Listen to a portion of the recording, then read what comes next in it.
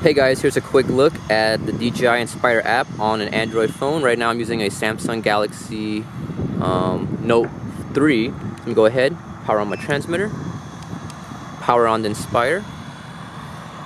So you can see it's booting up right now. Gimbal's doing the gimbal dance. So since the Android, you always have to allow USB debugging for the app to communicate with the phone. Just click OK. Welcome to your Inspire. Please complete the flight checklist. See, that's pretty neat. Right now I'm at the local RC field, but you can see the app tells you welcome to your DJI Inspire, and always do a pre-flight check. So you always want to make sure your props on right, batteries charged, which is very nice because it does remind you to do a pre-flight check. Sometimes we all forget. But right now let's go into the camera. So right now it says I need an update required. I guess DJI just released an update for the Inspire, which is pretty cool. So you can check all of this. You can see travel mode. This is how you enter travel mode, but right now the gimbal is on, so it would never enter travel mode. We have the compass. It tells you, compass, does it need to be calibrated or not. We have GPS mode, aircraft main battery, transmitter battery, temperature of the battery, and how much memory you have left in the card. So it's always good to know ahead of time before you actually fly. So right now, you put my antennas out because I'm a little too close there. But you can see this is your app right over here. We have Takeoff. You click that, you can do auto takeoff, but right now I'm on the ground, so let's cancel that. Very simple, just slide it and it automatically takes off for you, and the legs go up when you're a certain height. We have the gimbal mode. So we have right here, it's going to be follow for the pan. We have FPV mode for the gimbal, or free mode, and you also have center the camera, which is very nice when you're flying it. Your gimbal doesn't want to center, you just click that, it will center it, or you can toggle the button on the bottom or the backside of the transmitter, which is very nice. Let's put it back into follow mode. We have return to home and land. So you're flying out there, you know what, I want to let the thing land by itself. You can just click that little button and the icon, and it will just automatically land itself, which is very nice, very beginner friendly. Or you can just manually land it and shut off the motors. And you also have home direction, so home point. You can set it for your aircraft, so you can fly your aircraft wherever you want.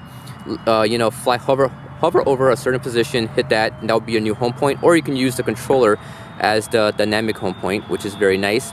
We got a radar over here to show where the Phantom is away from your controller. We have how high you're flying it, how far you are away, vertical velocity, how fast you're flying forward or whatnot, and your horizontal speed, so it's how fast you're climbing. I'm sorry, the vertical is how fast you're climbing, and the horizontal is how fast you're flying against the ground. When you're doing forward, we got the map over here. So over here, let's click on the GPS. You can see you can set distance, how far you want to fly away from you. You can set all of that, which is very nice. So it's you can even set a perimeter so you can't fly at 100 feet away from you, which is great. Beginner mode is very nice too. Great if you're learning how to fly, or you're just stepping up from a Phantom and you just want to get used to your Inspire, and the last thing you want to do is fly your Inspire too far out, lose orientation. So beginner mode comes in handy. You can see over here a list of packed features. You can calibrate the compass, reset settings, unlock motors, whatnot. You have IOC. Advanced setting is nice. So right now, instead of hooking up to the computer, you can actually adjust the gains on the fly. So that's very nice. You can see it all comes preset already, so you can change that on the fly if you need to. You got fail-safe mode. You can tell it to change fail-safe settings, how high to climb and all that, and your sensors, and it tells you your sensors if everything's okay. Let's check. And it says required, but I'll do that later, so I don't want to make the video too long. Over here we have no signal, which is the first boot up. It tells you I need to update the firmware because I guess it's not compatible with my phone because there is a slight delay. Over here is your controller setting. You can do over here, so you can change how fast the gimbal reacts to the gimbal wheel speed. You can add expo to the curve, so when you're moving the sticks, it makes it a lot easier to fly. We got remote control calibrations. You can center your sticks and all that calibrated. We have stick modes from different modes. Over here is nice. You can see the backside of the transmitter. We have two different toggle switches or buttons. You can toggle that, and you can make C1 or C2 do whatever you want with the gimbal. So you can reset it, or even switch between gimbal modes. For example, you have a free mode, FPV, or just follow, which is very nice. And linking remote control, so you can actually bind any controller you want. Very, very nice. Over here is your image transmission settings, so you can do auto or custom. You can change it on the fly depending on where you're at. If there's a lot of interference, you can do display OSD on the HDMI or dual output. Very cool. So let's exit out of there. Over here is your battery feature or battery function. You can check your critical battery warning. You can change all of that. Flight time, how long you've been flying for, voltage, how many milliamps is remaining, how big your battery is. So DJI offers 2 different battery capacities. Right now the stock is a 4500.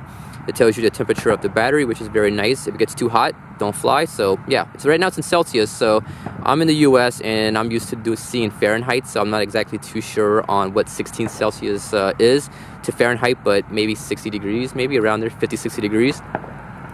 Individual cell readings, battery life. For example, battery life gives you a good indicator. You have your Inspire for like a year now, your battery, you put multiple uses through it and it will tell you, if your battery is still good or not, which is very nice, and how many times you charge your battery, time of discharge. Very, very cool serial number and all that stuff. So right now this battery is 285. Over here is your setting. You can change, between different units of measurement. You can do imperial or metric. I'm in the US, so I prefer imperial for feet. And then if you're in the UK or Europe or China, you can do metric and get in meters, which a lot of guys are familiar with. Or if you're like an airplane pilot, then metric is probably better for you. But anything will work, you just gotta get used to it.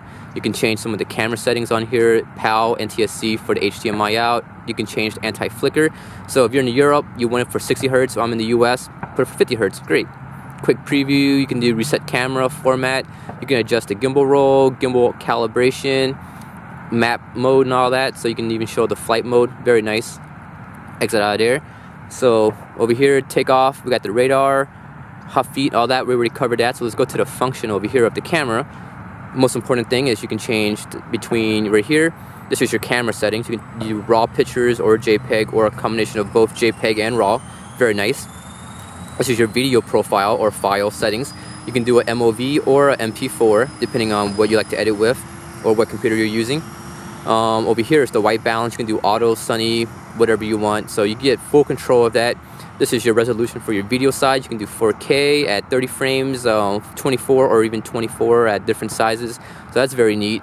Wide, I believe this right here is a little bit wider.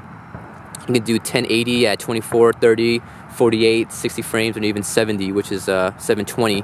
So that's very neat. You give you full control of your camera settings, so you're not stuck with using one setting. We have the different color modes. You can do standard, vivid colors, neutral.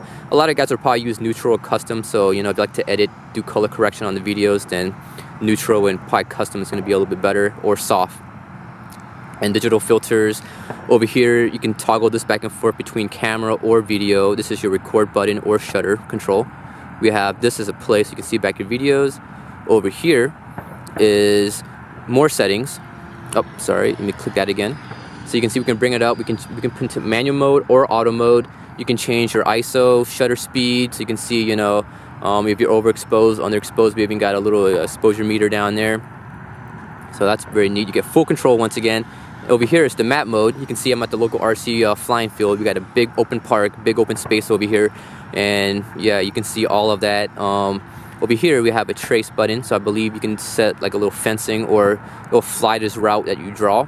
I'm not exactly too sure, so don't flame on me if I'm saying this wrong, but it's all in the manual and it's all on the descriptions on the DJI website, so make sure you read through it to get a better understanding of how some of these features work, because you do get a lot of features.